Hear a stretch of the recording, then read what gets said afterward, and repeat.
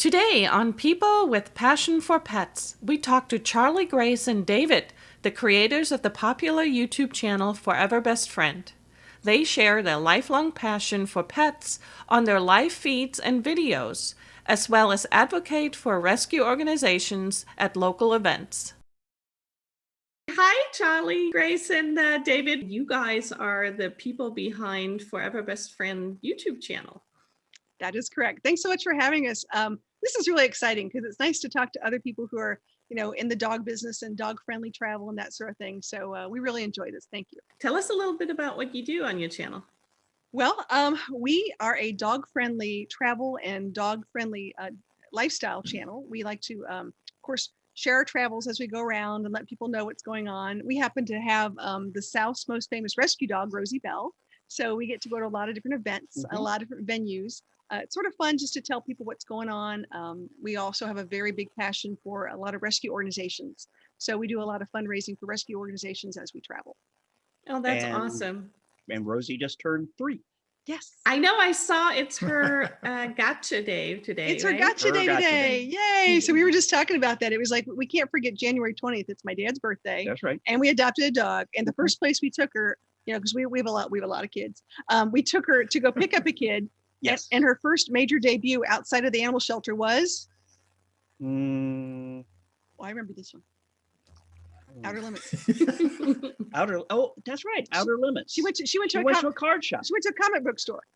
That's right. That's That's right. We had a couple of the kids who were playing gaming. I think it was Pathfinder or something like that. And we turned the corner and it's like, oh, by the way, meet your new sister. Yeah. Oh, yes. Cute. That is cool. Now, were the kids as excited about getting a dog as you guys were? Oh. I take that as a no. No. So we've had lots of dogs over the years. Let's start with that because I think this is important to say. I've had everything from Danes to Chihuahuas and back and forth. And I never thought I'd be a little dog person, but when we had this last little dog, little Chihuahua, we named this Precious. She really just tugged at my heartstrings, probably more than any other dog we've had before. And when she passed, it was really hard. Oh yeah. I was probably more. You even asked one of the kids, so is it too soon? And the kid went, no. Yeah, get mom a dog now. No. Really? No, we can't do it. Yeah. We're not ready. No. Yeah. And then after a couple months, we finally puppy pics started popping up on my message. iMessage. Yeah, that's right. So with a big, a couple photos per week, and then it was a couple photos per day. Oh, it all worked out. The long story short, which makes it really funny, is that we finally went for a little trip with just like on a Sunday or Saturday. Went out running for errands, and he knew that I had been to a couple of the shelters, and I thought we were going out to eat. Quite honestly, I thought we were out to eat or jewelry. I'm a girl. Let's think about this. He said, "I have a surprise. I'm going to go for something big. Like if we're going to go, let's go big." And so we're driving, and he turns into the shelter, and I'm like, "Oh, this is great." I'm thinking I can. But I looked at him. I said, "Don't do this, because if you turn in there, we're coming home with something." That's and awesome. I knew it. No. Actually, what she said was, "Oh, great. You can go see Lavender." Okay, which means not only had she been to the shelter, she had also put the application in, already got approved, and we were good to go. And she already knew the names of at least one dog that was literally physically there to have me go look at. So the way she says it was my idea to go do this, no. I was going to say, was it like a coincidence you picked the right shelter? Exactly. No, the car is programmed. What's going on here? Here's right. Southern women have this thing where, like, some parts of the country, the lady will not let the guy. No, he will never believe he is in charge whatsoever. She's in charge. He knows this. If he forgot, I will remind you. However, in the South, Southern women have this unique ability to make us feel like we're in charge and these things are our ideas. But no, we had no choice in the matter whatsoever. it's just pat him on the head. Keep us nice happy. Guy. It's like in the middle of the night when you're sleeping, you're like, it's the shelter on. Oh yeah. So literally when we drive in, it's like, oh yes. It's like, we can go see Lavender. Surprise! Yes. But it wasn't Surprise. Lavender, it was Rosie Belle. No, it was Rosie. No. Lavender was there, but yes. Wait, let me explain the story. Okay, you go ahead. So the story is everyone has a talent. Some people can do things. I have a really good what I call dog matchmaking talent. I can look at a shelter dog and I can work with them from a behavioral standpoint, and I can look at the kind of person and personality that needs to be with that dog, what kind of forever home it really needs to go to. And there might be dogs that need work and that sort of thing, or dogs that may get along with other dogs, that sort of thing. You got to think about that whole thing. And Lavender was an amazing pity mix, and I love pity mixes because they're so sweet. But it really needed more space than where we currently live. And I'm always look at lifestyle. And, where are you going to be in the next 5-10 years? What are things that you're going to do? And it really was not going to be a good fit for us. But I knew there was a family that came in, and I'm like, oh, I got a dog for you. So I connected that family to that dog, and that dog did get adopted that day. Oh, that's awesome. Wow. What a cool story. And then there was Rosie with her. So Rosie, there was a litter in there of puppies ish, and she was a little more hesitant. And I looked down, we got her out, we started playing with her. Next thing you know, it's like, it's a done deal. She's going home. It's a done deal. Oh, yeah.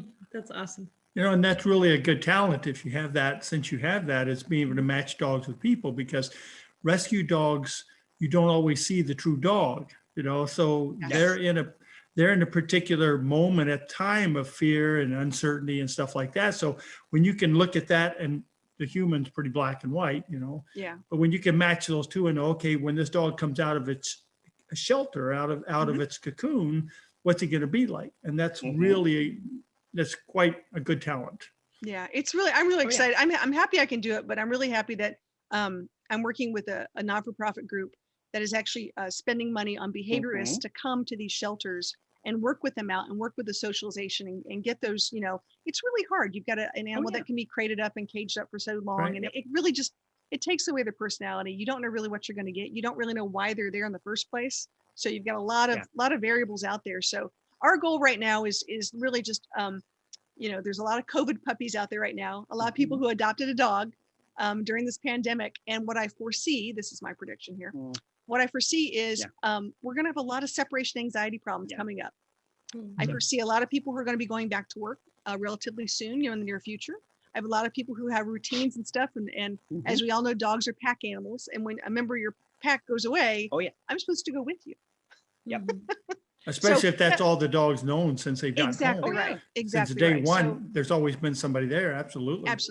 Absolutely. So it's going to be different. I think that's going to be one of the challenges coming up in 2021 for a lot of families who got a dog. That was actually a big adjustment for Rosie, was because with COVID, my work, normally I am out someplace else.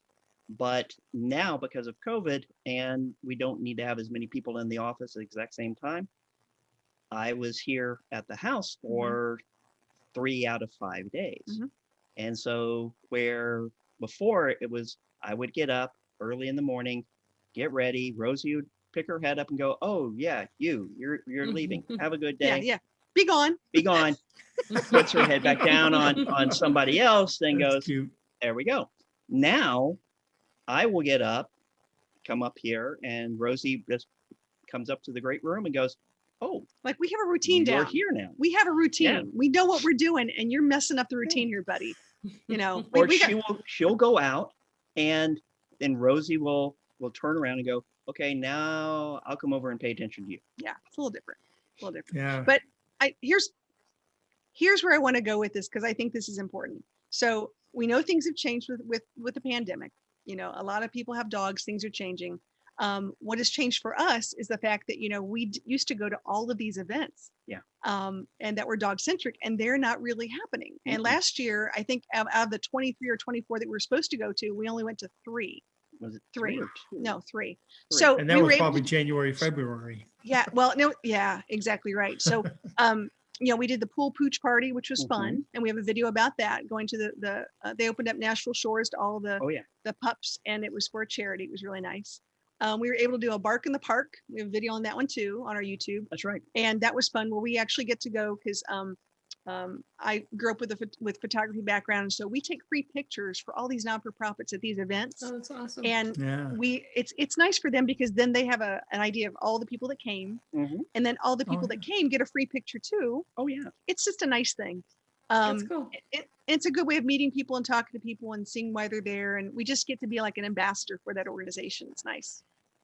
That's really nice. Yeah, rescues, they need all the help they can get, especially when people volunteer special services. You can't beat that. No, absolutely. And it's a labor of love. It's a lot of fun. Sure. I mean, we just sit back and go, we know how much our pups have had impacts on our lives. My our oldest is autistic, and we had a special needs pup specifically for Noah David, and his dog was named Cosmo, and Cosmo was a Brittany mix, very smart, very much a herding dog. And Cosmo was, we had a belt around Noah and a leash to Cosmo. And they were like inseparable for, I swear, like a good six or 7 years. That's awesome. That was just how it worked for them. Getting him on a bus, getting him to school, any of those kind of things where he couldn't use his words. That dog was right there with him at all times. Wow. That's so special. It is. Yeah, that's very cool. So when you say, Charlie Grace, if you go into events, are you having booths there and you're promoting your channel, or are you just there because you just love being out there on the dog event stuff? Well, it's a twofer. I do love going. Don't get me wrong. It's fun. We have a really big RV, and our RV is pretty like stickered up. And on the back it says, follow Furever Best Friend, and it's a lot of fun. And people actually, we get a lot of videos and pictures of people saying, I saw you on the highway. Yep. Or they'll stop us at a gas station, like, can I get a sticker? More than one time. Oh yeah. It happens all the time. It's cool. A lot of fun. But we try to connect. We put out a nice big letter to a lot of these organizations we work with and say, what's your calendar like? What are your needs? Let's be honest. Are your needs financial needs? Are your needs volunteer needs? Are you looking for more transportation because you have a lot of animals? They need to be transported someplace else. And that's one way we do it. But the second way is we actually get phone calls for Rosie, because she is dog insta famous, that they want her to come and be a part of their event. Yep. So we've had to do black tie events. Yes. Oh yes, dressed up in a ball gown and sit there on a bench with our dog and have people take pictures with her. We've had that happen as well. So anytime we can bring about awareness or help them raise some funds, just to move on, it's part of our mission. Our mission is just to create awareness for people to try to adopt before they shop. We don't have a problem with breeders, especially ethical breeders. That's not the issue at all. I think the bottom line is there's just a lot of really great dogs out there that need a home. Oh yeah. That's awesome. Yeah. And it is something that we recommend too with our clients or people looking for dogs, is we tell them to go to a rescue or a private individual rescue and try out the dog and talk to them, because the rescues know the dogs. I mean, they deal with them every day. So if you go in there and say, I have 2 kids, 4 cats, and a horse, what do you recommend? Right. The behavioralist or the people will say, okay, you probably don't want a little dog. You probably want a bigger, durable dog, and they'll just go through the process. And a lot of times too, they'll say, take this dog home, see if it works. And it gives the humans a peace of mind going, if it doesn't work, it's okay. I don't have to feel guilty. I think that's the best thing. Foster home. Yeah. And plus the foster parents usually have a really good insight in this dog loves other dogs, or he's a loner, or he chases the cat, or he's okay with the cat, so you get a lot of information from that. I think foster homes are great. I got to tell you, I think it's hard for people when they say, I want to go see, they want to look at that puppy in the window. They want to look at those 6 in a row that they have to deal with a foster home. It's a different kind of adoption. But I know a lot of shelters are doing the quote on check out a dog thing, where they literally like check out the dog for the night and they have a sleepover, and they and they the next day they come back and they discuss the next steps and what worked and what didn't work. And I think that's really an amazing thing. Well, and especially if they have other animals in the home, like we just had a lady that she wanted to she fell in love with this little 3-legged Chihuahua, but she already had a Chihuahua, and she's like, I'm not sure if they'll get along. And that's what we told her. It's like, they will let you take the dog home for the weekend. And our shelters are really great here, where it's like, take for 2 nights, and then just see how they do together. Mm-hmm. And the thing with it is the fosters will know that dog. They'll know that the dog's not going to go there and go, oh, here, I'm getting abandoned again. A lot of times the dogs that go to a testing family or something, the dog is like, hey, a vacation. I get to try out new yards and new grass and new people. Absolutely. So it doesn't necessarily hurt the dog, because the fosters and the rescues won't move the dog if they believe it would psychologically mess them up. It's usually just, a dog that, just looks at it as a vacation or a fun place to go. So it works out for everyone. It's a win-win. We like that. Oh, yeah. And, the other thing is, I'm not to say that everybody is super altruistic. However, it's, there's not a focus on trying to move an animal. If you're at a rescue, they're more focused on, a permanent home, a forever home, as opposed to, some breeders, you've got to move this litter, or, it's, the longer you have that puppy, the less value it has. Yeah. And the one thing I'm trying to really raise awareness with I'm in a lot of the Australian Shepherd groups because of Apollo being a mini Aussie. And, you always see the people that always say, hey, is there a blue merle out there? And I want a red tri. And I always try to respond to them and go, you shouldn't be shopping for color. You should be shopping for temperament. The dog has to, that dog's characteristics, what that dog is all about. Because even though he's an Australian Shepherd, does not mean he's going to fit perfectly into your family, right? They all have personalities. They all are a certain way. So, and that's unfortunate with a lot of times the people that shop for a specific breed, they really get into I want this because of the way it looks. Yeah, I want a Shih Tzu. I want a Doodle because, or those kind of things. We see it all the time. We actually have a lot of we work with a lot of rescues. There's a Great Dane rescue. There's all these Doodle rescues and such. And it's interesting because they buy them and then they realize how much work it really is, and then you go, like it's a living. And unfortunately, the really, really popular breeds right now are the ones that are very tough, right? So you got all these Doodle mixes, which are hyper dogs, and they really need a lot of mental stimulations because the poodles are intelligent dogs. Oh yeah. And then you got the Australian Shepherd is one of the most, popular breeds right now, but it's like, that's not an easy, and I just put a post up because people go, oh, the dog nips at children's, heels and stuff. It's like, well, it's a Shepherd. It's a heel. That's what they do. That's what they're bred to do. I know. Like I always have to remind people of that, but that's, at the end of the day, it all works out. I think this is what we just have to take a deep breath about and go, you know what? I think there are great people out there doing wonderful things and we applaud them very much. And the whole idea is that if we can just, help support their missions and move things forward, I think that's what it's all about. And I know that because I would love to have another, I'm used to having multiple dogs at the same time. And see, can you feel it? Can you feel the love? You feel it? Know where this is going? Yeah. So, and we have a lot of friends. Are you bruised right now? No. She didn't pinch me. No. No, not at all. It's okay. It's sort of but no, I'm used to, I like having a pack. I think it's important. I think it's good for other dogs. We do have a pack. Now, we have a pack of kids. With the 6 kids. It's totally different. But I think it's good. I think it's good for dogs to have other dogs. We'll cut that out. Yeah. But you're absolutely right. Yeah. And it is fun to go out and help people too, to integrate a dog into a family. It's fun. It's a good time. And I think one of the reasons why we started, Rosie Belle was our Insta famous dog, and that's great. But the reality was it was very, narrow focused, and the fact that, it's a dog and she's a great dog and I have no problem with that, but it doesn't really answer or be part of the equation of the relationship of people and their pets. Yes. And that's really why we started Furever Best Friend, was to talk about the relationship between people and their pets, and how can we foster, promote, and talk about a healthy relationship, and what is it going to take to have a good relationship, and can you travel with your pet? Absolutely. Are there places that you should think about before traveling with your pet? Absolutely.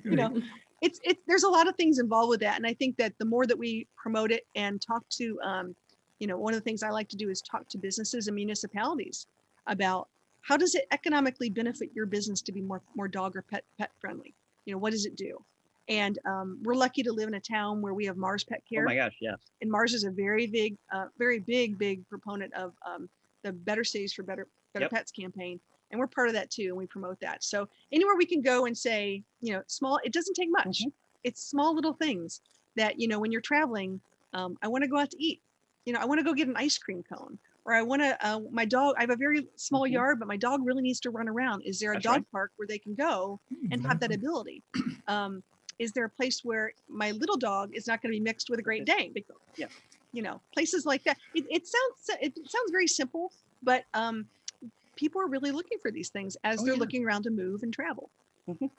Absolutely. And that's part of the whole thing is part of the education. We want to write a book about it's called the 7-year plan or the 15-year plan, letting people understand that when you get this little puppy, it's not going to be a puppy for 15 years. It's going to be, and their lifestyle, what are you going to be doing in 15 years? When you want to go on vacation, are you willing to go to dog friendly places? If, are you willing to, like, we bought an RV so we could take our dogs and know that they have a home, that's their home. That's not our home. We just stay with them in the RV.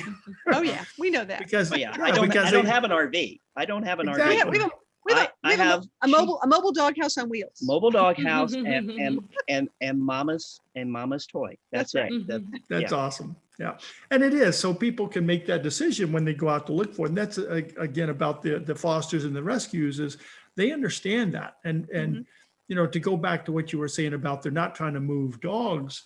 If you don't believe that, try to adopt a dog from a rescue. Their applications are bigger than a federal grant application. And it's not because they don't want the people to have the dog. They want to make sure, like you were saying, that everything fits. This is where the dog fits. The people understand that they really do go to the bathroom and you have to pick it up when you're outside your house, that kind of stuff. So education is just a wonderful thing. And that's, it's just a good thing that the fosters do. And like you all do, educate. It's a wonderful thing.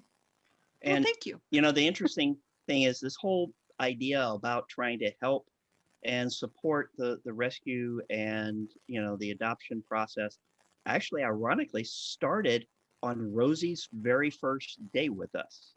As we are leaving the shelter, we had been shown around by a mother and her younger teenage, I think she was like 13. No, maybe 11. Maybe even 11.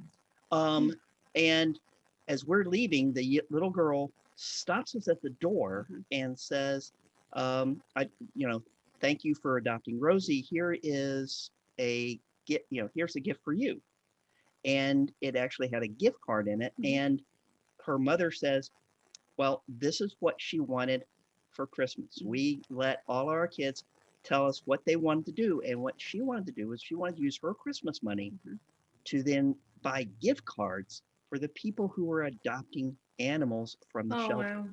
That's awesome. Wow. And even though we weren't really in need of that, but just the idea that Rosie's first day with us was a pay it forward moment. Isn't that amazing? And it kind of got the first conversation going, which then led to me being asked the famous question, which I gave a 3-word answer to, which was, what do you think about having a famous dog? And I said, sure, why not? What possibly could go wrong? What possibly could go wrong? And then what was I thinking? Yeah. And at that point, it was our 16-year-old who's now an 18-year-old, 20, almost 19-year-old, and it's like, wow. Yeah. So never would have thought. I think small steps of gratitude really make a difference, and I think that and by allowing that person, I think the gift of giving is a very powerful thing, and having that young girl have that ability and then to pay it forward and then let them know, that we're paying it forward, I think is a great thing. It's wonderful. It's a good way to start. Get them young. Absolutely. Because some of us have to learn how to do that. We were never taught that, and you have to go, that's a good thing, because when you do something and someone recognizes it, it means something. So then you do that to someone else and you realize that's nice, Yeah, it's really cool. So we're that's part of our thing. I mean, everyone, we all have our Instagram posts and TikTok, and we have all these things, and one of our favorite hashtags is just pay it forward. That's right. Pay it forward. Yeah, that's amazing. And that's one thing we were talking about. You all are always one of our conversations because your channel is so energetic in what you do. It's a passion. The name of our thing is that people with a passion for pets. You all have that passion. It's not fake, it's real. And it's really, really cool what you do, that you love the animals, We do. Well, Yeah. we always say, I think everyone has that memory of their first pet, their first dog. And I've always said, everyone, yearns for that unconditional love. And when you try to make, as humans, we'd love to have that relationship with each other. If we had that relationship with each other, like our dogs do with us, just imagine what we could accomplish. So that's a really good thing to think about as we move forward. And as we're working with our dogs and thinking about that is how can we, create that great relationship with our dog, but also with other humans. Oh, sure. So back to your channel. So you share a lot of your fun videos, your outings, your camping trips, but you also have like a yappy hour on Thursdays that is always a lot of fun. Oh my gosh. We started this just as a thing because we used to go and do a lot of in-person meetups at different dog parks. Well, when the pandemic hit, we couldn't do all those in-person meetups. So we started doing this yappy hour every Thursday at 8 p.m. Eastern Standard Time. And it's an hour of fun. And we typically have a special guest for a little while, and they'll have some kind of dog-centric story to tell and maybe some answered questions and forth. And then we play some games. We play some, we spin the wheel and have some prizes. And how do we embarrass David? Yeah, there's a lot of good stuff. We can spend David's money. That's fun too. Yeah. I love doing that. So it's just fun. So a lot of people join in the chat, and we actually stream, believe it or not, we stream on YouTube, Facebook, Twitch. Oh yeah, we're all over there. We have a lot of fun. So if you're on a different platform, it's great. We accommodate all. Yes. It is pretty fun. The energy over there is really, really awesome. I have one thing. Uh-oh. Before I forget, I have to bring this up. Only one. Okay. The Great Possum Hangout is coming up the second full weekend in July. And this is a really big deal because we've been talking about this for over a year. We know things are going to be different in 2021. We know some people will be vaccinated, some people may not. You don't know what's going to be happening. But we do know that all of our dog-friendly travel people are making plans. If they're going to be on the east side of Mississippi, right, they're coming over to Four Paws Kingdom Campground. We're doing this for two reasons. One, we've just had an outcry for people who want to get together and do something. And two, Four Paws Kingdom is pretty much the coolest dog campground there is in the United States. And we have new owners for Four Paws. So we want to help them. And I think by getting a lot of our dog-centric friendly people who travel together, I think we're going to be able to give them some good feedback and even make it better for the next year. And where is that and when is it? So it's the second full weekend in July of 2021. And it's just a meetup. So there's no like major fees or anything. You just call the campground and say, I want to reserve and be there. And then we're going to do some, they have a lure course, and they've got a 2-acre dog park with a pond, and they've got groomers, and they've got everything. Well, very cool. So tell our viewers again where they can find you on YouTube and Facebook. Of course, we're going to share all your links below the video, but tell them anyway the way to find you. Okay. Well, first off, we love making new friends. So please come find us. We love to introduce ourselves and get to know you a little better. You can find us on YouTube at Furever Best Friend. Once again, we have our Yappy Hour every Thursday at 8. You can also find us on Twitter, Facebook, Instagram, Pinterest, Twitch at Furever Best Friend. So come on over and tell us all about your dog, because we'd love to know about you. And we did do it on Periscope, but we can't remember. It's at Furever Best Friend. At Furever Best Friend. Well, it's been a pleasure talking to you guys. Thank you so much for being on tonight. Thanks for having us. Our pleasure. Thank you guys for inviting us. Thank you for watching today. I hope you enjoyed the information. And until next time, keep your paws on the road.